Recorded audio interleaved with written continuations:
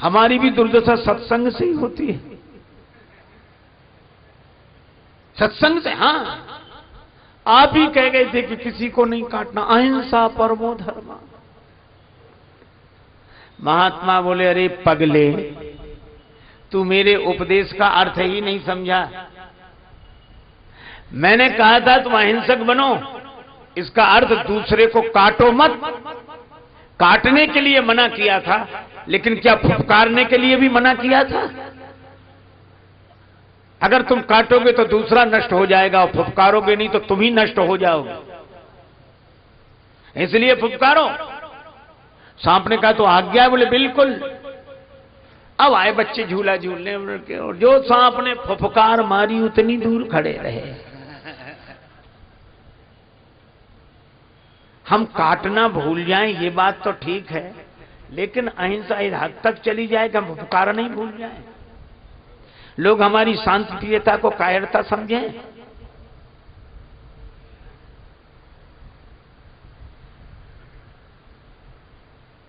हमारे यहां के जितने भगवान हैं, जितने अवतार हैं, आप देखो सभी के हाथ में शस्त्र हैं। श्री राम जी के हाथ में धनुष बाण, हनुमान जी के हाथ में गदा, शिव जी के हाथ में त्रिशूल, माता भवानी के हाथ में तलवार है। सब शस्त्र क्यों रखते हैं? हमारे यहां दो की परंपरा है, शास्त्र और शस्त्र। हम लोग पहले शास्त्र से सबको समझाते हैं। शाह में दो डंडे लगते हैं, वो सा रहता है ऐसा, और दो डंडे, आधा रा वाला सा, फिर त्रा, शास्त्र। तो हम शास्त्र से समझाते हैं, हनुमान जी की तरह विनती करो जोरी कर रावण। लेकिन जब कोई शास्त्र से नहीं समझता, हमारी खिल्ली उड़ाता है, तो फिर शास्त्र में से एक डंडा बाहर निकल आता है, और डंडा बाहर निकलते ही शास्त्री शस्त्र हो जाता है। तो हम शास्त्र शस्त्र दोनों से समझाते हैं, लेकिन पता नहीं हम लोगों को क्या हुआ, शास्त्र रह गए, शस्त्र तो गायब ही हो गए। शास्त्र आस्था की स्थापना करता है समाज में, और शस्त्र के द्वारा व्यवस्था होती है। और यही कारण देखो, रामचरितमानस बड़ा अद्भुत ग्रंथ है, बहुत अनुपम ग्रंथ है। श्री हनुमान जी भेजे गए लंका में, और हनुमान जी ऐसे संत हैं कि जो कहा सो सहा।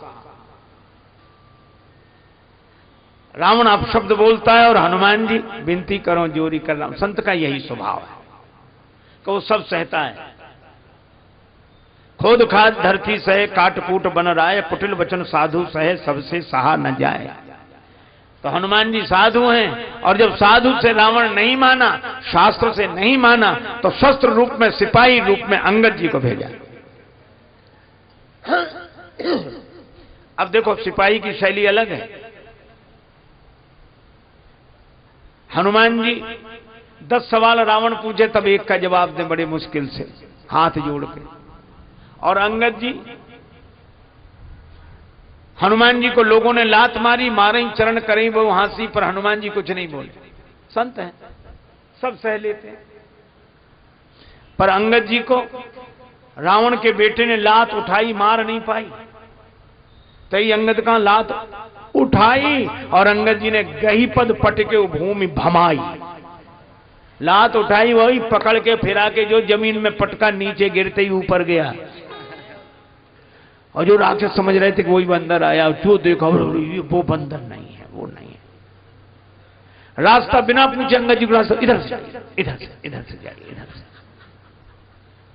अंगद जी ने सोचा हम रास्ता पूछ ही नहीं रहे, बता काहे को रहे। लोग बोले हम तो इसलिए बता रहे हैं कि हम तो जो पहले आए थे उन्हीं से समझ गए, पर रावण ही नहीं समझा, सो उधर ही जाओ।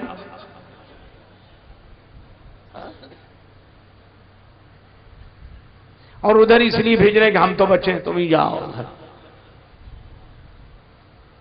और रावण की तो आदत, क्या बोला, कह लंकेश कवनते बंदर, वो ऐसे ही बोलता। हनुमान जी से भी ऐसे ही बोल रहा था, कह लंकेश कवनते कीशा।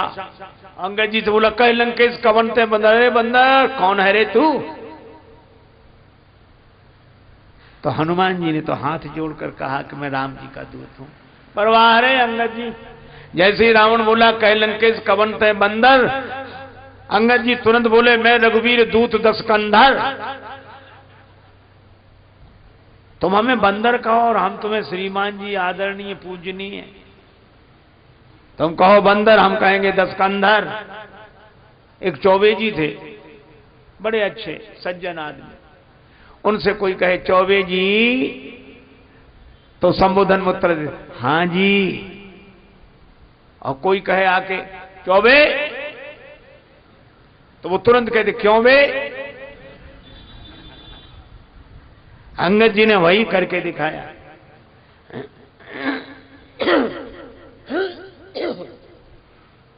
जिस रावण की सभी स्तुति करते हैं, मैं प्रसंग नहीं कह रहा हूं, केवल एक बात कह रहा हूं। हनुमान जी ने भी कहा था रामचरण पंकज उर्धरो, हनुमान जी की शैली अलग है। और अंगद जी ने कहा कि मेरा चरण कोई हिला दे, कोई जब नहीं हिला पाया बोले रावण अब तुम ही बचे हो। रावण आया, जैसे ही चरण उठाने की झुका, अंगद जी ने तुरंत पांव हटा लिया, बोले भाई ऐसे ही झुको लेकिन चरण राम जी का पकड़ो। हम अपना चरण नहीं पकड़ाना चाहते, झुकना सिखाना जानते हैं, राम जी के चरण पकड़ो। यह है हमारा भारतवर्ष। लक्ष्मण जी ने यही कहा कि कोई कुछ करता रहे, कोई कुछ बकता रहे, आप चुपचाप बैठे रहो।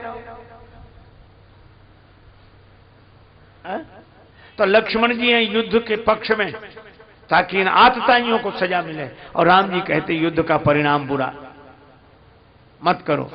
अच्छा, हमारे सामने भी यही समस्या है, युद्ध करें न करें।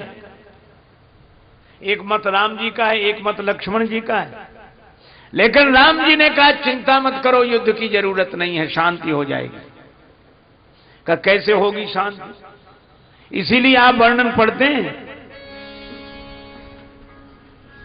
परशुराम जी तब मिले जब राम जी की बारात लौटकर अयोध्या जा रही थी। पर तुलसीदास जी ने सोचा जंगल में मोर नाचा किसने देखा, परशुराम जी तो यहां आने चाहिए। ते अवसर सुनी सेव धनु भंगा,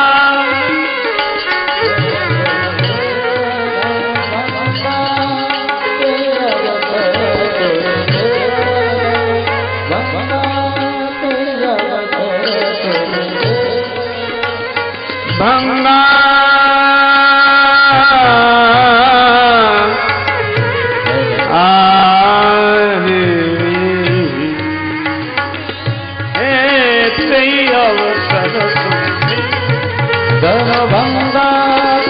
अवसर सुनि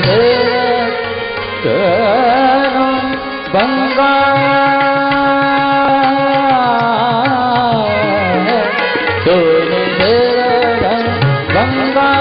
सुनि भंगा ते अवसर सुनि शिवधनु भंगा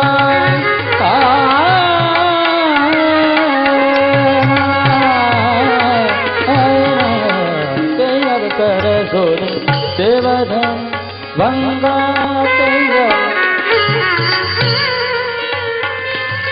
शिवधनु भंगा आयो रघुकुल कमल पतन, ते अवसर सुन शिवधनु सुन शिवधनु सुन।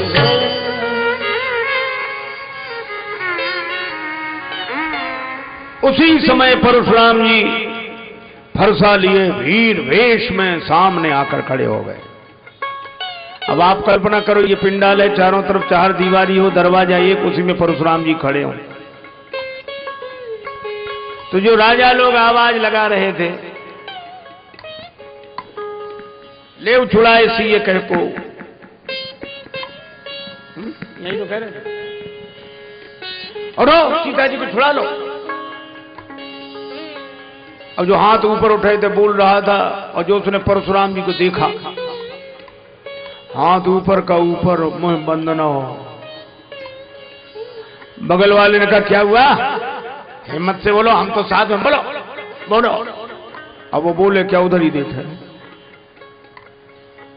अब बगल वाले ने देखा, जो देखा परशुराम, भगवान परशुराम। क्रोध में लगते, प्रणाम करने कौन जाए। जो जाए वही मरेगा, नहीं जाओगे तो और जल्दी मरोगे। तो जो जहां थे वहीं से सिर रख रख के पितु समेत ले ले निज नामू, लगे करन सब दंड प्रणाम।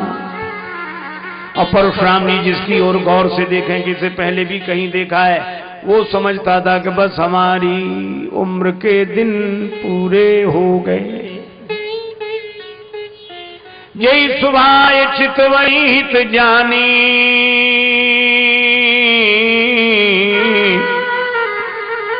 सो जानई जनु आयु खुटान।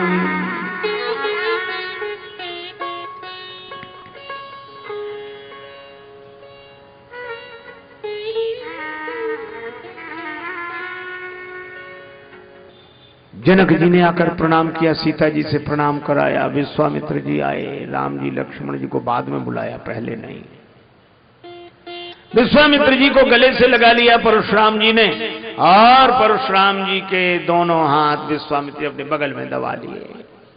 और उसी समय बोले राम चलो प्रणाम करो, लक्ष्मण प्रणाम करो। मतलब ये था कि जब तक हम इनके फरसे वाला हाथ दबाए तब तक कर लो प्रणाम, नहीं ऐसे प्रणाम करने कोई कह देगा यही फरसा उठ जाए तो संभाले कौन।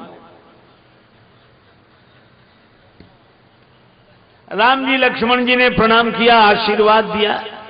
अरे भाई बड़े सुंदर है, कौन है, इतनी जल्दी परिचय दिया, राम लखन दशरथ के ढोटा। आशीर्वाद ठीक ठीक। अब जनक जी से पूछा ये भीड़ कैसी इकट्ठी है। जनक जी ने कहा बेटी का विवाह धनुर्भंग की प्रतिज्ञा की थी, धनुर्भंग की प्रतिज्ञा की थी। परशुराम जी ने पूछा क्या धनुष टूट गया? पलटकर देखा धनुष के दो टुकड़े। बड़े क्रोध में बोले कौजल जनक धनुष के ही तोड़ा।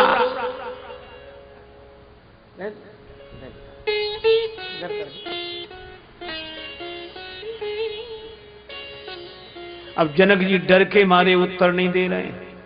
अच्छा देखो, एक अति दूसरी अति को जन्म देती है, क्रोध में आती है, अति से बोले वचन कठोरा। तो जनक जी के डर में भी अति डर उतर देत नृपना ही, अति डर।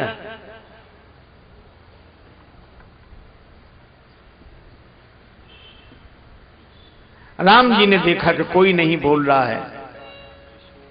राम जी माने भारतवर्ष का आदर्श।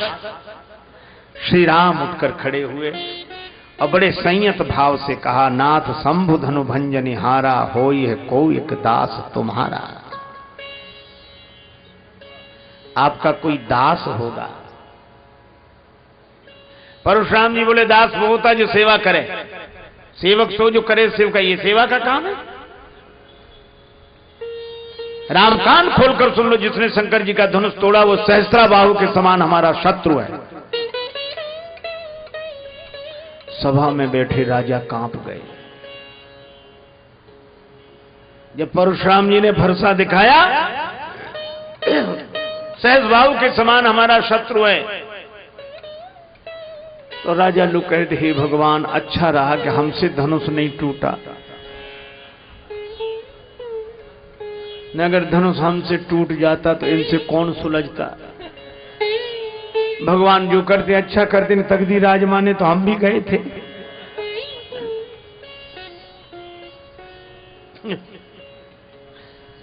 कुछ दम्भी स्वभाव के राजा थे। दम्भी स्वभाव के राजा क्या बोले, हम तो जानते थे,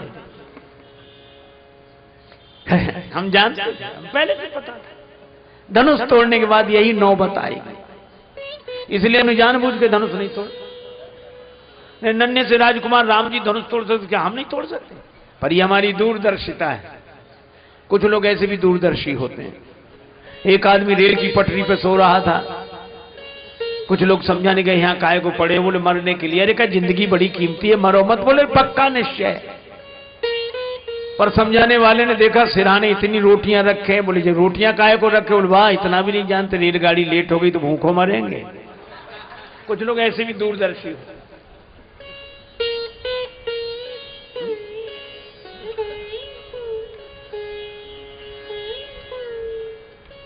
भगवान ने परशुराम जी के मन में प्रेरणा की कि इनका इलाज और हो जाए। तब तक परशुराम जी बोले, सो बिलगाई बिहाई समाजा, न तुम्हारे जई हैं सब राजा। वह समाज छोड़कर अलग हो जाए या समाज उसे अलग कर दे, नहीं तो जितने राजा हम सबको मार डाला।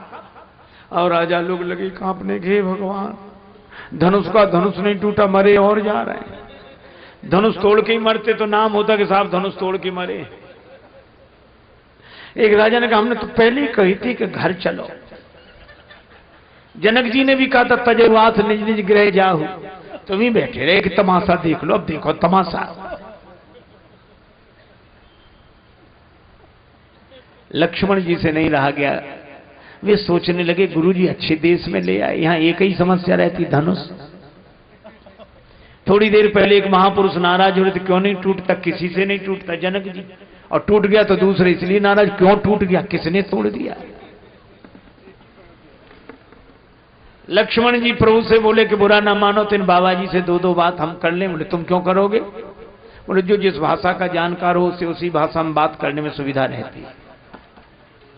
आपकी भाषा ये समझ नहीं सकते, इनकी भाषा आप बोल नहीं सकते, इनकी भाषा के विशेषज्ञ तो हम हैं। अंग्रेजी जानने वाले से अंग्रेजी में, हिंदी जानने वाले से हिंदी में, उर्दू जानने वाले से उर्दू में, जो जिस भाषा का जानकार हो। अब जानकारी हो ना, शब्द ही शब्द याद हो। कुछ लोगों को ऐसे ही शब्द याद होते हैं। एक आदमी को अंग्रेजी के 3-4 अक्षर याद हो गए, अर्थ पता ही नहीं था, वो 3-4 शब्द ही बोलता था बस। Yes, no, very good, thank you.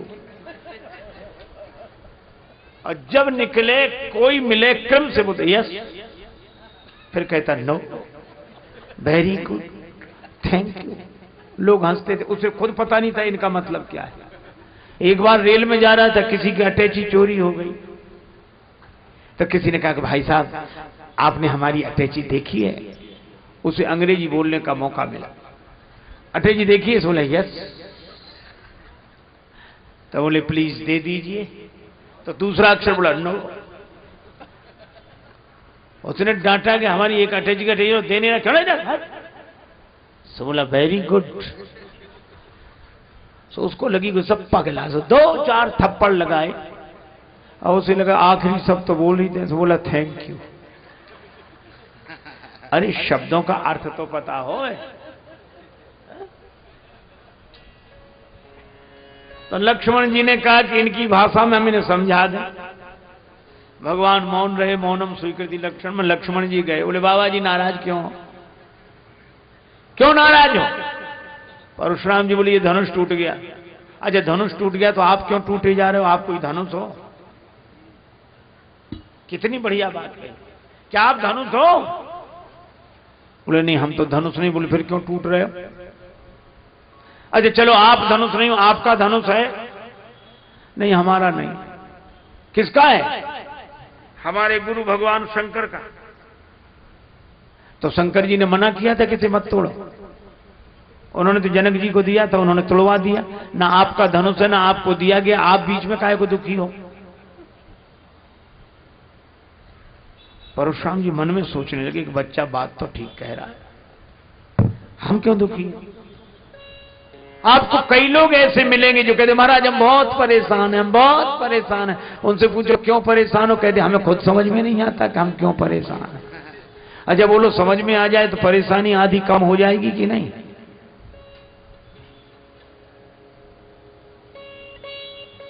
लेकिन आपको पीड़ा है, पीड़ा का अनुभव आप करते हैं, पर रोग का निर्णय डॉक्टर करता है। लक्ष्मण जी ने कहा परशुराम जी महाराज आप पीड़ा का अनुभव कर रहे हैं, लेकिन रोग कौन सा है वो मैं बता रहा हूं। और लक्ष्मण जी ने रोग बताया।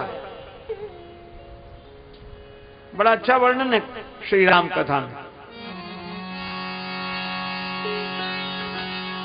यही धनु पर ममता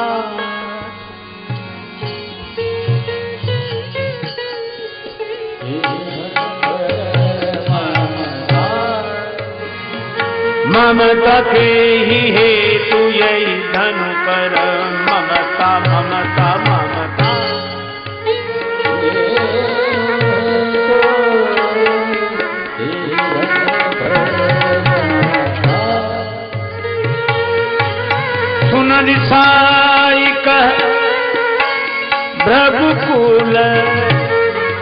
के तू हे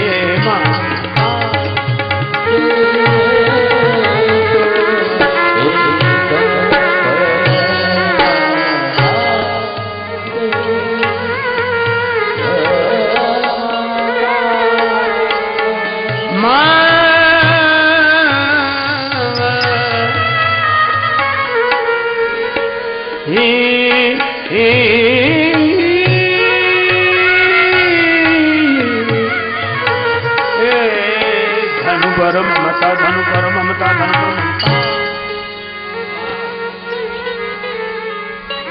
इस धनुष से आपकी ममता है और महाराज ये ममता पर चोट लगी है, ये ममता आपको दुखी कर रही है। अच्छा देखो कितनी बढ़िया बात, हम लोग अगर अपने जीवन की ओर देखें, किसी का मरना हमें दुखी नहीं करता। हम लोग सवेरे सवेरे अखबार पढ़ रहे होते हैं, नाश्ता कर रहे होते हैं, चाय ले रहे होते हैं, नमकीन बिस्कुट लड्डू, उसी समय अखबार सामने होता है और मान लो उसमें लिखा हो भारी भूकंप, 500 लोग मरे, रेल की भयंकर दुर्घटना, 700 मरे। है? हम लोग ऐसे पढ़ते रहते, कितने मरे? 700। ज्यादा मरे होंगे, अखबार वाले कम छापते हैं। चाय नहीं लिया आपने? चाय नहीं।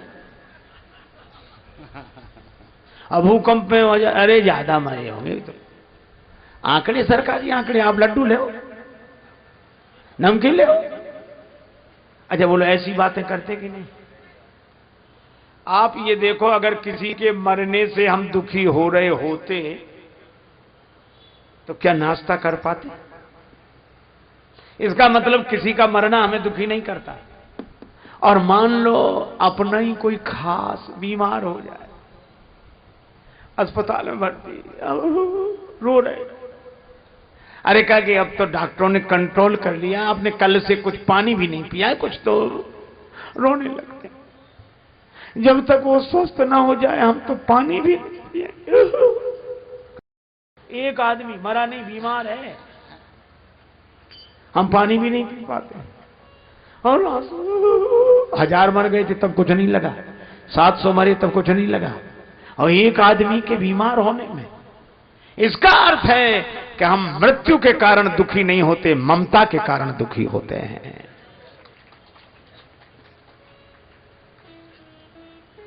हजारों मर गए हों, कोई अंतर नहीं पड़ता। एक अपने साथ खास रहने वाला, संगत करने वाला,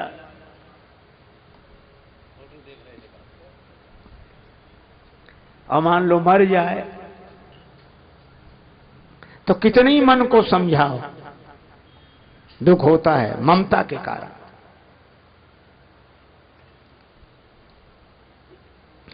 लक्ष्मण जी ने कहा तुम्हारी इस धनुष से ममता है, ममता न होती तो ये दुख नहीं होता।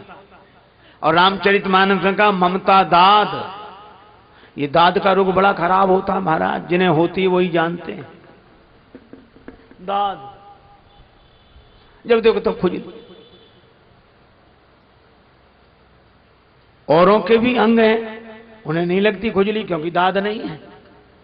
इसी तरह ममता की दाद जिसके मन में होती है उसी को वासना की खुजली लगती है। अब बात तो लक्ष्मण जी ने सही कही, ममता, लेकिन केवल ममता होती तो दूर हो जाती। अहमता, छोटा बच्चा हमें समझा रहा है। एक वृद्ध से व्यक्ति ने कहा, बच्चे ने, कि भगवान का भजन करो। तो वृद्ध क्या बोला, कलयुग आ गया है, कौन कलि के गुण गावे रे, छोकरा ज्ञान सिखावे रे। बेटे ने कहा कानों से भगवान की कथा सुनो, इन कानन से सुनो अब कृष्ण कथा दिन रात। वृद्ध क्या बोला, जो सुन तो गांव में छिपके सबकी सुन तो बात, बने बहरा पछतावे रे। कथा सुनो। बोले अगर सुनाई पड़ता तो गांव भर की बातें ना सुनते।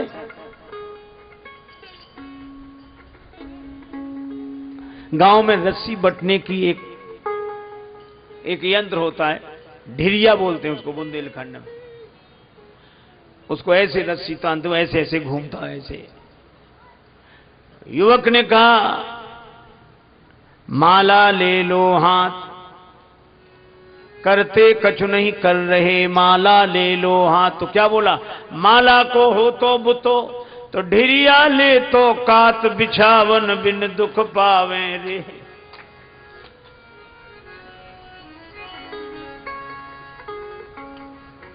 इन नैनन सूझे नहीं, करो राम का ध्यान।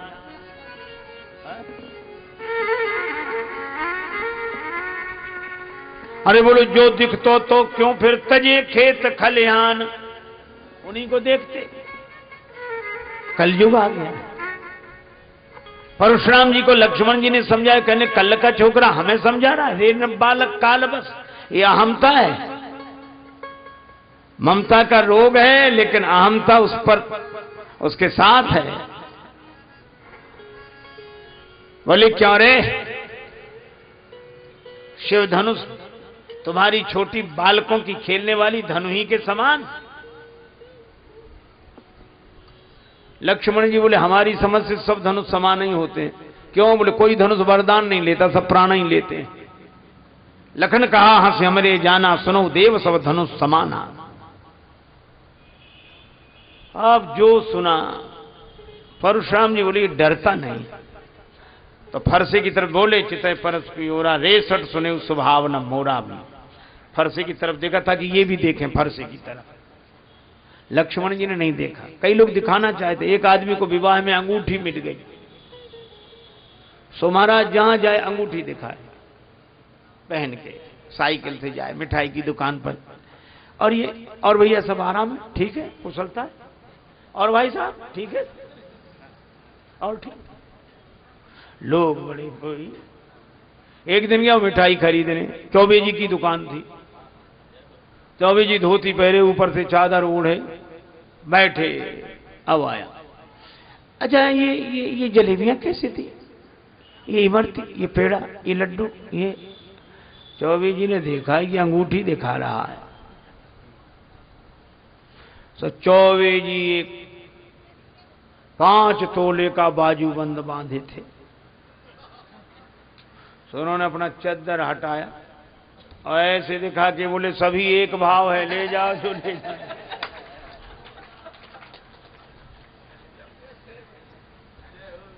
परशुराम जी फरसे की तरफ दिखाना चाहते हैं लक्ष्मण जी को, लक्ष्मण जी ने देखा ही नहीं। तो बोले परस विलोक महीप कुमारा, मेरा फरसा देख। लक्ष्मण जी बोले जब से आए हो तब से फरसा ही तो दिखा रहे हो, और ये गनीमत है कि हमने फरसा नहीं देखा। फरसा देखते तो युद्ध हो ही जाता।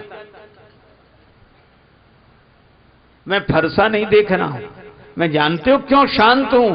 क्यों? क्योंकि भृगुसुत समुझ जनेऊ बिलोकी, मैं आपका यज्ञोपवीत देख रहा हूं। आप ब्राह्मण हैं, महात्मा हैं। फरसा देखता तो लड़ाई हो ही जाती। एक और धारे धनु, एक और धारे बाण, एक और परस सुधारे तेज तायो है। एक और शूल, एक और लौह वर्म झूल, एक और तोमर त्रिशूल लटकायो है। बिंदु कवि धन्य भृगुवंशज मुनीष, तुम्हें संत वेश में विचित्र रूपक लखायो है। और मैंने जान्यो को कुशल कारीगर है, जनकपुरी में शस्त्र बेचवे को आयो है। हमने समझा कोई बहुत बढ़िया कारीगर है जनकपुर में। आप तो परशुराम जी को आप जनि देव दोष मोहि लोगु, कटुवादी बालक बद जोगु, और हाय और जो आप तो। लक्ष्मण जी बोले हाँ काटो माता पिता का तो सिर। माता का सिर काट के पिता के ऋण से उर्ण हुए, अब गुरु का ऋण रह गया तो हमारा सिर काट के पूरा कर ले। लेकिन तब रघुवंशी वीर नहीं मिले होंगे तुम्हें। अब तो परशुराम जी और राम जी ने तुरंत लक्ष्मण जी को देखा। सुनी लक्ष्मण बेहसे बहुल, नयन तरे रे राम। राम लेकिन धन्य है लक्ष्मण जी जैसा कोई नहीं है। देखो आप बल्ब का बटन दबाओ, बल्ब जल जाता है, ऑफ करो बुझ जाता है। लेकिन पंखा आप बटन ऑफ भी कर दो तो भी पंखा 10-20 चक्कर लगाए बिना रुक ही नहीं सकते।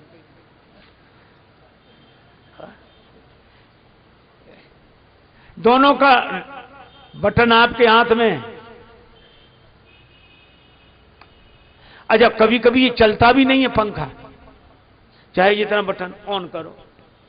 लोग करते ना बटन, देखते हैं ऊपर चल ही नहीं रहा। रेलगाड़ियों में अक्सर होता था 3 टायर में, जब हम लोग चलते थे।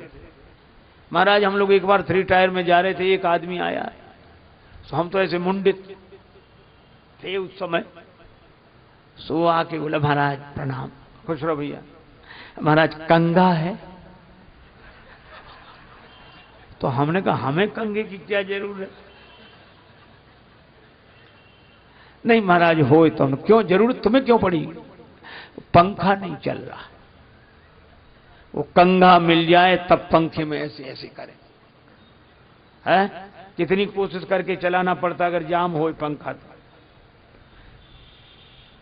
जो भक्त होते हैं उनका रिमोट भगवान के हाथ में, बंद करें तो बंद, शुरू करें तो शुरू, वो भक्त हैं। और अभिमानी वो बंद करने पर भी अहंकार के कारण चक्कर में पड़े बिना माने नहीं। बल्ब बंद होता है, पंखे को बंद होना पड़ता है। एक जगह हम लोग कीर्तन कर रहे थे, सीताराम सीताराम सीताराम कहिए, जाही विधि राखे राम ताही विधि रहिए, यही कह रहे हैं। एक आदमी बड़े जाही विधि राम, अरे उनका अच्छी तरह कीर्तन करो, जाही रहिए। सो बोला रहिए क्या, रहना ही पड़ेगा और कर भी क्या सकते हैं। जब रहना ही पड़ेगा तो मजे से रह लो। लक्ष्मण जी को राम जी ने नेत्र दिखाए, लक्ष्मण जी तुरंत बैठ गए। मान लो 2 में झगड़ा हो रहा, आप एक को रोको, कह रहने दो। अरे तुम रहने दो। अरे नहीं साहब कैसे रहने दें, आप हाथ जोड़ रहे हैं, लेकिन गलती। मैंने एक घटना आंखों देखी, आंखों। एक जगह संगीत का कार्यक्रम था, उसके पहले हमारे द्वारा कथा हुई, और शास्त्रीय संगीत के बड़े मर्मज्ञ व्यक्ति, बहुत बड़े विद्वान, तानपुरा से गाते थे। हमें शुरू से ही उत्सुकता रही, तो हम लोग ऐसे बैठ गए। उन्होंने गाना शुरू किया, वाह वाह हुई रात को 12 बज रहे, क्या बात, क्या बात, इतना बढ़िया गाया। और गाने के बाद बोले चाय, बोले अच्छा भी आता चाय बन। पता नहीं किस मिजाज में थे, बोले अभी तक आई नहीं चाय। हाँ क्या आ रही। फिर क्या बोले, जिसके यहां ठहरे थे उसी से, तुम्हारे यहां जब से आए हैं कोई व्यवस्था ही नहीं। अब उसको भला बुरा वो ऐसी बातें करने लगी जैसे कभी जानते ही ना हो, सबके बीच में, गांव भर शहर भर सुन रहा है। तो उनको भी खराब लगा जिनके। तो उन्होंने कहा कि नहीं आप ये गलत कह रहे हैं, चाय वृद्धि हो अभी आ रही है आप। बोले नहीं नहीं नहीं। तो उन्होंने कहा कि नहीं ये बात गलत है। तो उनके गुरु बैठे थे वहीं। तो गुरु ने धीरे से कहा कि तुम चुप रहो। उनसे कहा कि तुम चुप रहो। तो तुरंत बोले कि तुम चुप रहो। तो उन्होंने कहा नहीं सर ये गलत बोल रहे हैं।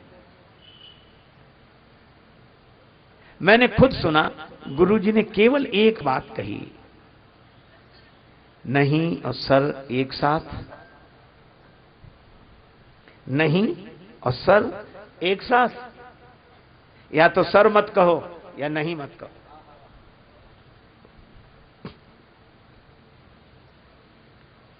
तुरंत चुप हो गए।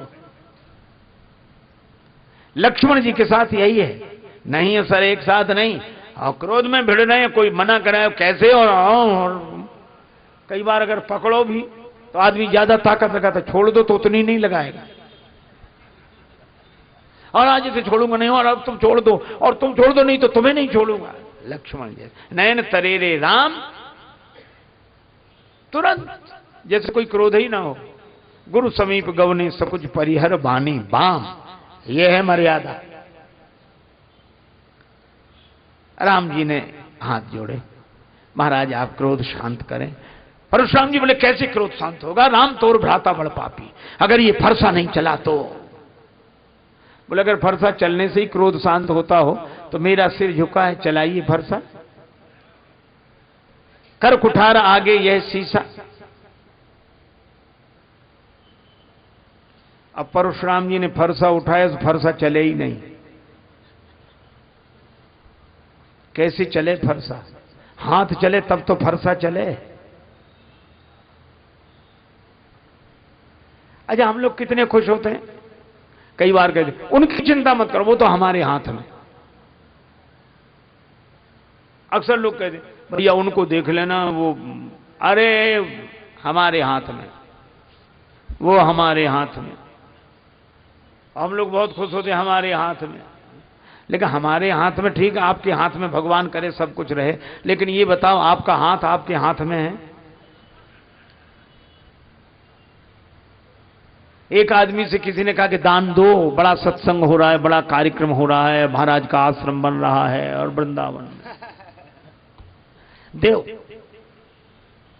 सो बोले अब सब दे रहे हैं, हमारा देना कोई जरूरी है। अच्छा सब ऐसे ही सोचने लगे तो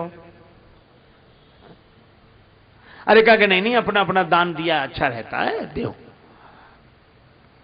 सो बोला अभी कौन मर रहे हैं जो दें, ये एक नया तर्क है, क्योंकि मरते ही समय दान दिया जाता है। तो उस समय के लिए काहे को बैठे हो, बोले इसलिए कि ताजा ताजा दान भगवान को भी याद रहेगा, इधर दिया उधर पहुंचे। अभी से दान दे दो, फाइल गड़बड़ा जाए, इधर का उधर हो जाए, हिसाब किताब ही ना रहे। लोग हंसते थे तो मरते समय तुम्हारे पास होगा, अरे चिंता में, इतना तो हमने अपने हाथ में कर रखा है, हम किसी के भरोसे नहीं रहते, अपने हाथ में। बुढ़ापा आया, अरे अभी कौन मर रहे हैं। और उस आदमी ने सामने वाली दीवार में गड्ढा करा के धन उसमें रख दिया, सीमेंटेड करा दिया कि जब दान दे रहे हो निकलवा के करा देंगे, हमारे हाथ में। पर भगवान की लीला, एक दिन वो ऐसा बीमार हुआ कि मुंह से बोल ना पावे, हाथ से लिख ना पावे, मुंह से बोल ना पावे। अब मित्रों ने कहा कि तुम्हारी ये दशा देखकर हमें बड़ा दुख होता है, लेकिन तुम कहते थे तुम्हारे हाथ में वो धन, बताओ कहां है। सो हाथ उठावे दीवाल की तरफ। मित्र कुछ समझ ना पावे। उसके बेटों को पता था, बेटे बड़े घाघ थे, उन्होंने सोचा बाप तो जा ही रहा है, धन और जाएगा। तो जब बेटों से पूछते कि पिताजी दीवाल की तरफ इशारा क्या करते हैं, बेटे बोले पिताजी कहते हैं कि देने के लिए धन बचा कहां, जो था सब इसमें लग गया, इसमें लग गया, इसमें। बोलो हाथ में तो है, लेकिन हाथ में नहीं है। घड़ी सबके हाथ में, पर घड़ी किसी के हाथ में नहीं है। घड़ी सबके हाथ में है, पर घड़ी किसी के हाथ में नहीं। एक महात्मा कहते थे, घड़ी घड़ी चली है घड़ी कहती यही विनीत, मूर्ख तेरे जन्म की एक घड़ी गई बीत। घड़ी किसी के हाथ में नहीं है। अच्छा बोलो किस घड़ी क्या हो जाए, है हाथ में। हम समझते कि घड़ी हमारे हाथ में है, और अगर ध्यान से देखो तो हमने घड़ी को नहीं बांध रखा है, घड़ी ने हमारा हाथ बांध रखा है।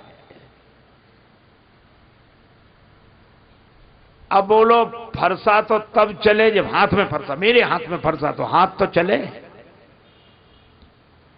अच्छा देखो हमारी दो तरह की स्थितियां हैं, एक वो है जो हमारे हाथ में, एक वो है जो हमारे हाथ में है, और एक वे हैं जिनके हाथ में हमारा हाथ है। और हमारे हाथ में जो है उधर जब हम देखते हैं तो मन अभिमान से भर जाता है, और हमारा हाथ जिसके हाथ में है उसका ध्यान करते हैं तो मन भगवान से भर जाता है। परशुराम जी का हाथ न चले।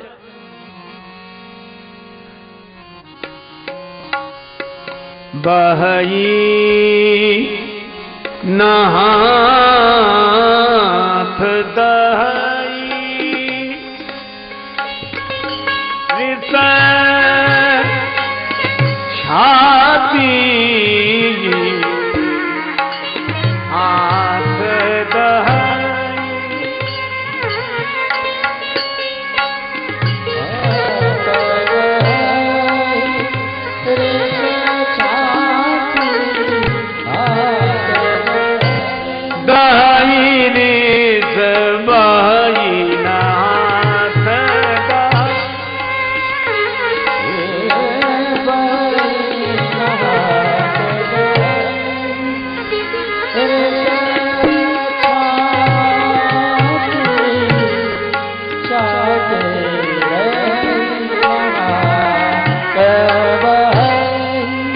दहाई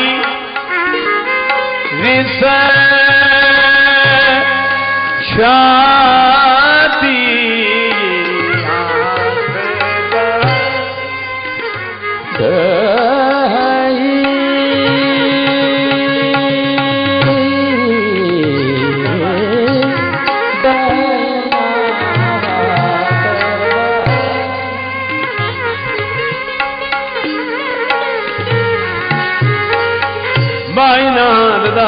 छाती बाई नाथ दाई छाती बाई नाथ। हाथ नहीं चलता, छाती जल रही है। ये हाथ की ताकत कहां चली गई? अरे इस हाथ में ताकत आई कहां से थी? भगवान से। तो भगवान सामने ही तो नहीं है। तब उन्हें लगा राम रमापति कर धनु लेहू, राम रमापति कर धन लेहू, है चहु मोर मिटे संदेहू, है चहु मोर मिटे संदेहू, है चहु मोर मिटे संदेहू।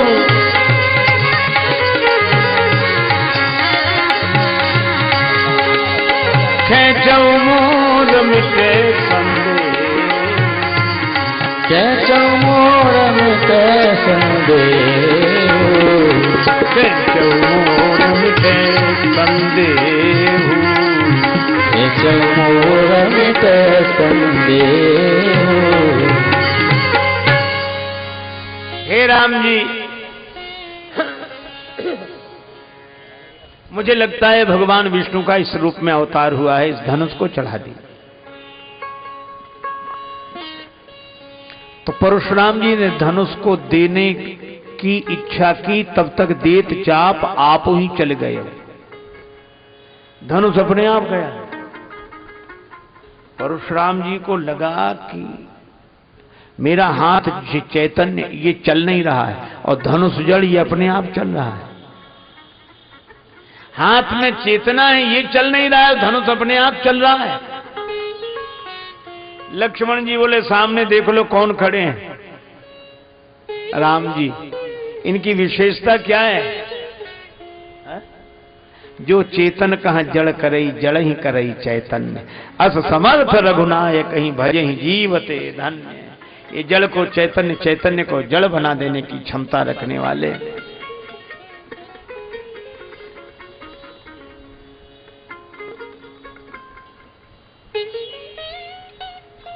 परशुराम जी चौंके, पर उन्होंने धनुष से कहा कि राम जी हाथ नहीं बढ़ा रहे, तुम क्यों जा रहे? धनुष बोला हमें राम जी की जरूरत है इसलिए जा रहे हैं, राम जी को हमारी जरूरत नहीं। अरे वो तो ठीक है लेकिन थोड़ी अकड़ तो दिखाओ, राम जी हाथ नहीं बढ़ा रहे तो अपने आप जा रहे हो। धनुष बोला ना बाबा, एक धनुष ने अकड़ दिखाई तो 2 टुकड़े हुए पड़े हैं। हम भी अकड़ दिखाएं, टुकड़े कराएं। लक्ष्मण जी राम जी से कहने लगे, जब परशुराम जी ने कहा इस धनुष को चढ़ाओ, लक्ष्मण जी बोले मेरी मानिए तो कछु बिनती सुनाऊं नाथ, आप मुनिराज के समीप हो सिधारे ना। क्यों? एक धनुष के पास गए थे, उसका ही तो मुकदमा चल रहा है, अब तक फैसला नहीं हुआ है, और दूसरे धनुष के पास और जा रहे हैं। इसमें क्या गड़बड़ी होगी? इसमें तो परशुराम जी कह रहे हैं। बोले उसमें भी क्या गड़बड़ी थी? जनक जी खुद कह रहे थे। तो गड़बड़ी क्या हुई? बोले चाप गुरु को चढ़ो तो चेला जी पधारे, और चाप चेला को चढ़े तो कहूं गुरु जी पधारे ना। अभी तो परशुराम जी आगे मेरे गुरु का धनुष किसने तोड़ा, थोड़ी देर में शंकर जी मेरे चेले का धनुष किसने तोड़ा। ये तोड़ने ही तोड़ने की बात करोगे कि जोड़े? राम जी मुस्कुराए। तब तक धनुष राम जी के पास आया, राम जी ने धनुष तान कर चढ़ा दिया। अब इसका लक्ष्य बताओ। परशुराम जी हाथ जोड़कर सिर झुका दे, प्रभु इस बाण से मेरे पुण्यों को नष्ट कर दो। लक्ष्मण जी ने कहा पुण्य नष्ट करा रहे हो, पाप नष्ट कराओ। परशुराम जी ने कहा कि पाप तो उसी समय नष्ट हो गए जब इनका दर्शन हुआ, भगवान का दर्शन हुआ, पाप नष्ट। पुण्य बचे। अच्छा, जब पाप पुण्य दोनों नहीं बचेंगे तो जीवन चलेगा कैसे? गति राम ही सो मति राम ही सो, रति राम सो राम ही को बलु है।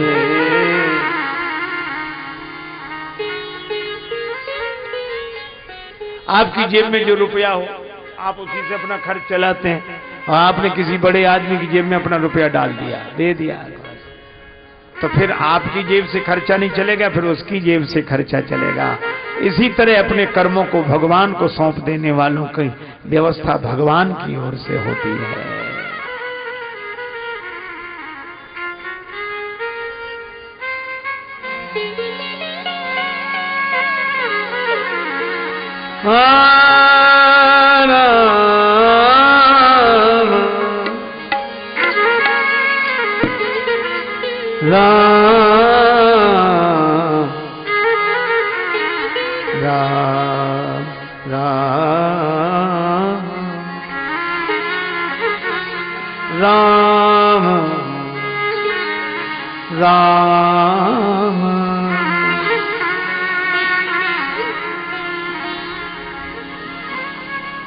कही जय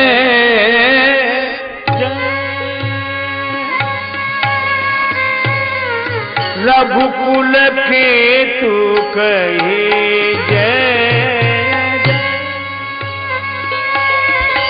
रघुकुल के तू कही जय। अनुचित बहुत कहूं अज्ञाता,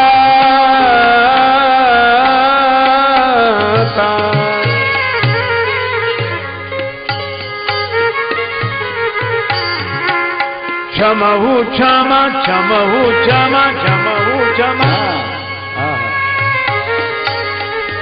मंदिर दो भ्राता,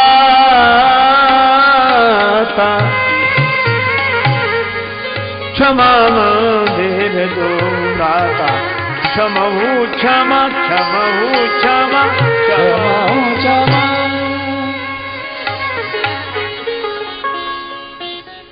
दोनों भाइयों से क्षमा मांग रहे हैं।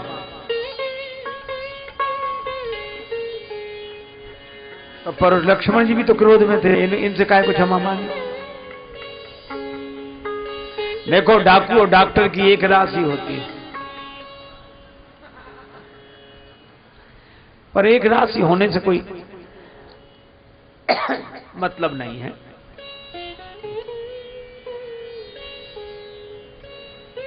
डाकू के नाम के साथ कुख्यात, डॉक्टर के नाम के साथ विख्यात। डॉक्टर को इनाम दिया जाता है, डाकू पर इनाम बोला जाता है। दोनों के हाथ में छुरी और दोनों चलाते हैं, लेकिन अंतर यही है कि डाकू जीवन नष्ट करने के लिए छुरी चलाता है और डॉक्टर जीवन बचाने के लिए छुरी चलाता है।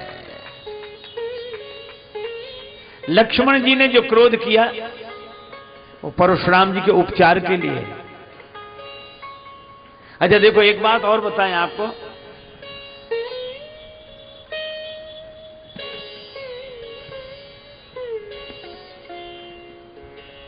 हिंसा और अहिंसा। बहुत बार हमारे जीवन में अहिंसा भी हिंसा के रूप में आती है। जैसे मां कहती ना, कान पकड़ दो, निकल जा, मर जा, चला जा, ये हिंसा है, लेकिन भीतर से अहिंसा का भाव है। अध्यापक शिष्य को कहता पिटाई लगा के मार, ये अहिंसा का भाव है। लक्ष्मण जी बोल रहे हैं, भले ही कड़वा लग रहा है, लेकिन बोल रहे हैं। क्या लिखा है? बोलत लख नहीं, बोलत लख नहीं, जनक डिराही। लेकिन परशुराम जी बोल नहीं रहे हैं। क्या लिखा है? भृगुपति बकहीं कुठार उठाए, एक बोलता है, एक बकता है।